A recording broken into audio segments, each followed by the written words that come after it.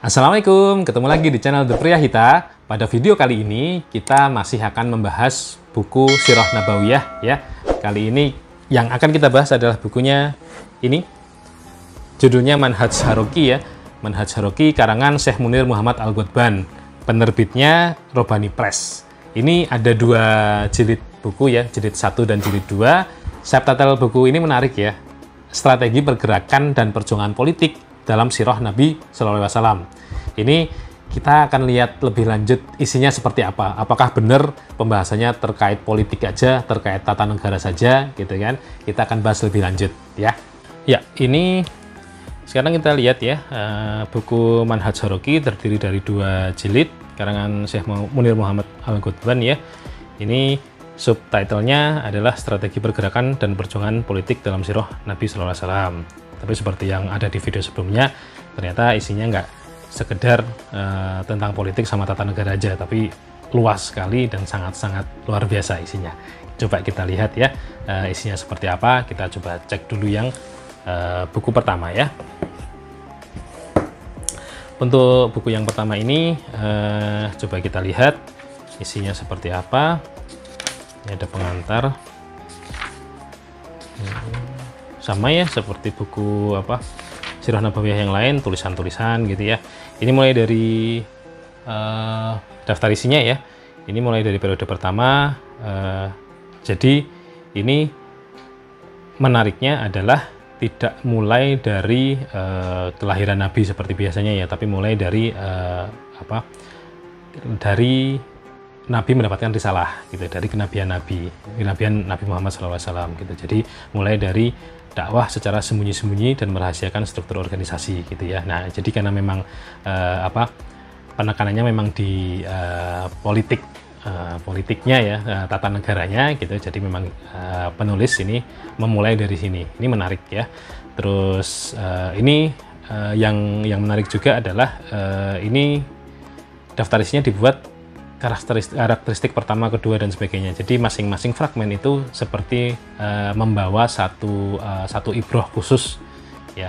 Jadi satu hikmah tertentu yang untuk kita pelajari ya dalam menata masyarakat misalnya, terus kemudian juga ibroh yang bisa kita ambil untuk diri kita sendiri.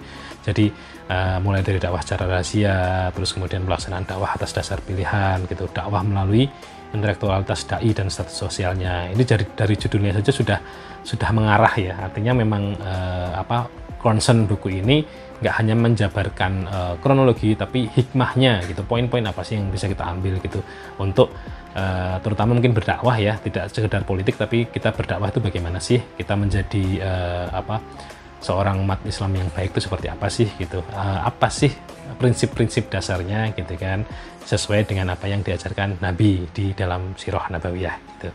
Nah, ini misalnya hidup berdamaian antara kaum muslimin dan orang lain, ini bisa jadi teladan ya, bagaimana hidup berdamaian dengan orang yang non muslim gitu, misalnya seperti itu. Nah, terus kemudian mulai dari periode kedua ini dakwah secara terbuka ya, atau terang-terangan gitu. Terus ini masih juga merahasiakan struktur organisasi. Ini menarik ya gitu. Jadi sepertinya kalau kita baca dari Sirah Nabawiyah, sepertinya tidak itu ya, nggak ada struktur organisasi misalnya kayak Nabi jadi presiden atau apa gitu kan. Sebenarnya memang ada gitu, cuma memang pembahasannya yang kemudian mungkin belum banyak yang tahu ya. Jadi Rasul sebagai pemimpin utama gitu kan, terus kemudian pembahasan turunannya misalnya struktur-struktur di bawahnya itu apa saja ketika melakukan dakwah Islam ya. Ini mulai dari dakwah pada keluarga terdekat, ini juga bisa jadi jadi hujah juga, jadi teladan juga. Bagaimana kalau kita memang mau berdakwah ya, mulailah dari keluarga terdekat dahulu gitu. Jangan sampai kita udah dakwah kemana-mana kita lalai, kita lupa untuk berdakwah kepada keluarga terdekat dulu gitu kan. Nah, ini yang bisa jadi ibroh lah untuk kita umat Islam yang memang wajib untuk berdakwah ya, sesuai kemampuan kita. Ini mulai dari karakteristiknya ada Siriyatut Tanzim. Nah, ini menarik. Apa sih Siriyatut Tanzim itu? Nanti teman-teman bisa lihat di sini. Terus kemudian Ini penekanan pada aspek spiritual, bagaimana sih implementasinya seperti apa gitu kan pada zaman Nabi, dan kemudian ibroh apa yang bisa kita tarik dari situ untuk bekal kita ya.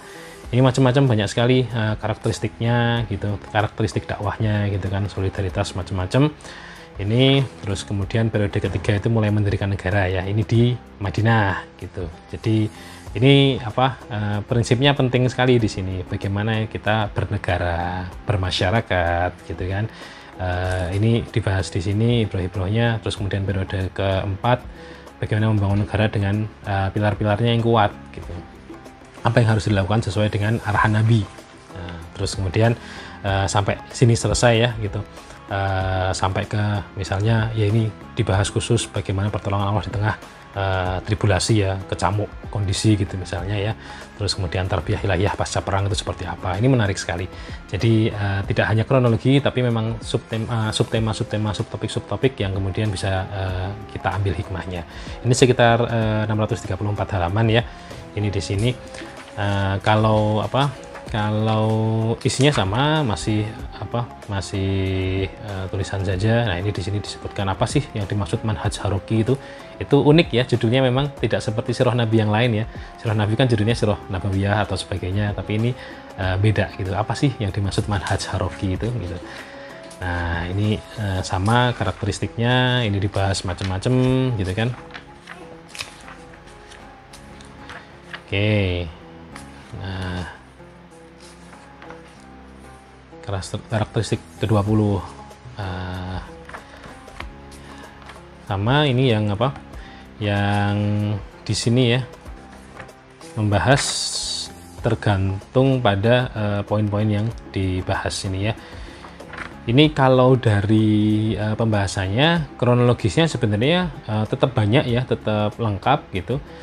Tidak berarti ketika relatif seperti tematik seperti ini kemudian mengorbankan kronologi, tidak juga. Jadi kronologinya sudah detail, karena justru dengan detailnya kronologi kejadian-kejadian sirah itu, hikmah yang diambil bisa lebih banyak, lebih jelas gitu ya.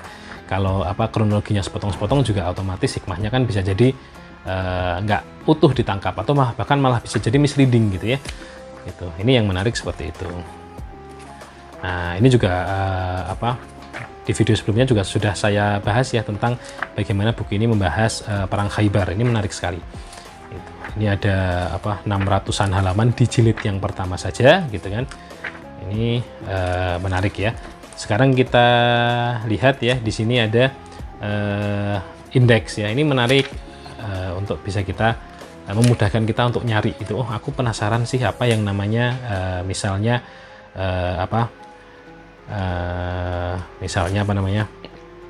di sini ada diror misalnya seperti apa gitu kan. Misalnya kita dapat info dari mana soal adanya Bani Taim gitu kan, misalnya bisa cek kita di sini. Itu menarik gitu, jadi memudahkan kita untuk nyari gitu. Oke, ini yang jilid pertama. Nah, sekarang kita bergeser ke jilid yang kedua. Ini jilid yang kedua ya. Jilid yang kedua, ini kita lihat apa saja isinya. Ini jilid dimana ada perang Khandaq, perang Khaybar kemarin ya, yang kita bahas di video selanjutnya ya. Video kemarin.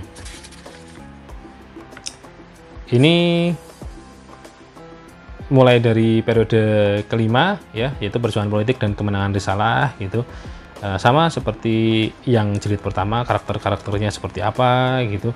Terus kemudian sampai sekitar 480-an halaman gitu. Ini dibahas semua di sini gitu ya, perang-perang terutama ya, perang-perang di akhir-akhir masa kenabian ya. Ini juga masih sama. Terus kemudian ibroh-ibroh apa yang kemudian bisa diambil dari berbagai macam kejadian yang dialami Nabi ya gitu. Ini juga ya, ini yang kemarin kita bahas ya, tentang tentang perang Khaybar. Ya, ini manhaj haroki menarik. Ini bisa jadi salah satu rujukan teman-teman untuk membaca sirah Nabawiyah dengan cara yang sedikit berbeda, dengan menarik ya, dengan mengedepankan ibroh yang bisa kita ambil ya. Ini memang buku ini kalau untuk aktivis dakwah gitu ya, dai gitu ya, itu luar biasa feel-nya insya Allah dapat lah gitu. Tapi tidak perlu jadi dai untuk bisa menikmati membaca ini ya gitu. Tapi walaupun pada dasarnya ya, kita semua itu kan dai ya, kita diwajibkan untuk menyerukan Islam ya sesuai kemampuan kita. Nah, ini Manhaj Haroki jilid yang 1 dan yang kedua. Oke, itu tadi review dari buku Manhaj Haroki ya, karangan Syekh Al-Ghotban. Nanti mudah-mudahan bisa menjadi bahan untuk teman-teman menentukan buku Sirah Nabawiyah mana yang cocok untuk teman-teman beli atau teman-teman koleksi gitu ya. Mudah-mudahan bermanfaat. Kita ketemu lagi di video selanjutnya. Terima kasih. Wassalamualaikum warahmatullahi wabarakatuh.